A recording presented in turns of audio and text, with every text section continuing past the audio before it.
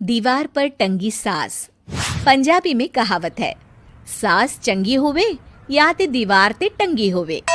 संगीता की शादी भी एक ऐसे ही घर में होती है जहां उसकी सास दीवार पर टंगी होती है। ससुर और पति शादी के पहले दिन उसे सास के फोटो के सामने ले जाते हैं, जहां ससुर जी कहते हैं, बेटा बेटा संगीता, ये तुम्हारी सास थी, बहुत नेक और भली, लेकिन थोड़ी गुस्सैल थी। गुस्सा आने पर सब तहस नहस कर देती थी, पर अब ये इस दुनिया में नहीं है। हाँ संगीता, माँ होती तो तुम इनकी कोई बात टाल नहीं सकती थी, वरना तो माँ घर में भूचाल ले आती। संगीता मन में खुश होती है कि अच्छा है कि ऐसी औरत अब इस घर में नहीं है, लेकिन दिखावे के लिए वो जैसे ही सास की फोटो के सामने हाथ जोड़कर खड़ी होती है, ये क्या? सास उसे देखकर मुस्कुराने लगी। संगीता आंखों को मलकर एक बार फिर से देखती है, लेकिन फिर सास के चेहरे का भाव, भंगिमा यानी एक्सप्रेशन बिल्कुल बदले होते हैं। वो अपने पति और ससुर को कहती है, माँ की तस्वीर तो स्माइल कर रही है। ना ना बेटी, ये कैसे संभव है? जरूर तुम्हें कोई गलती हुई होगी, ऐसा कैसे हो सकता है? लगता है तुम शादी की सारी फॉर्मेलिटी करते करते थक गई हो, तुम्हें आराम की जरूरत है संगीता। खैर, सारे संगीता की बात को इग्नोर कर कमरे में चले जाते हैं। वैसे सास की फोटो पर एक्सप्रेशन एक के बाद एक बदलते ही रहते हैं।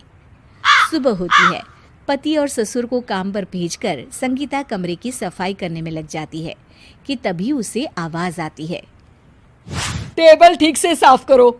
ऐसे भी कोई टेबल साफ करता है? इससे अच्छा तो ये गंदा ही था। किसी औरत की आवाज सुन संगीता दंग रह जाती है और सोचने लगती है कि आवाज कहाँ से आई।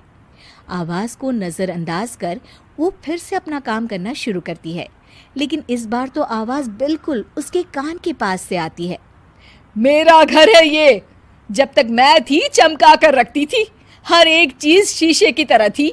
तुम्हें तो ना सफाई आती है ना कुछ पता है। क्यों तुम्हें मेरे घर की जिम्मेदारी दे दी गई है? पता नहीं तुम में मेरे बेटे को क्या दिखाई दिया।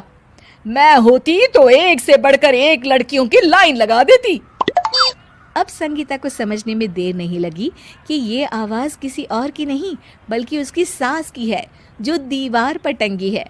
वो उसके पास जाती है और कहती है, नमस्ते सासू माँ, मुझे तो कल ही लग रहा था कि दीवार में कुछ काला है।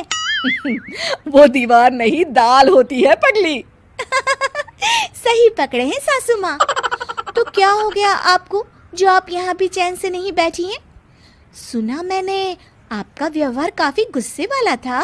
चुप रह तू, ज्यादा बकर बकर ना कर। घर का काम करना तो आता नहीं, आई है मुझसे बहस करने। हाँ देखिए सासू माँ, मैं आपसे साफ साफ कह देती हूँ, मुझसे पंगा लेने की कोशिश मत करिएगा। तभी पीछे से संगीता का पति आता है।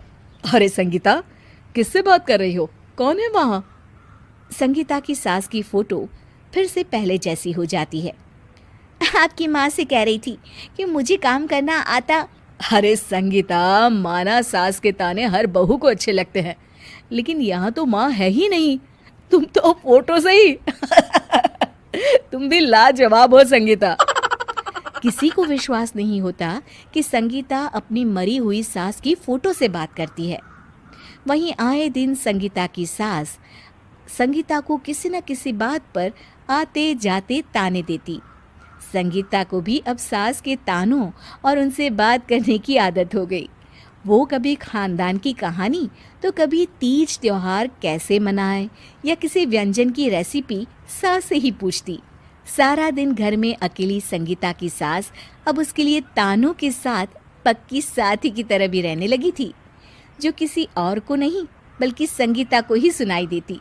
तो देखा आपने, सास बहू का रिश्ता हर रिश्ते से ऊपर होता है, फिर चाहे वो खट्टा हो या मीठा।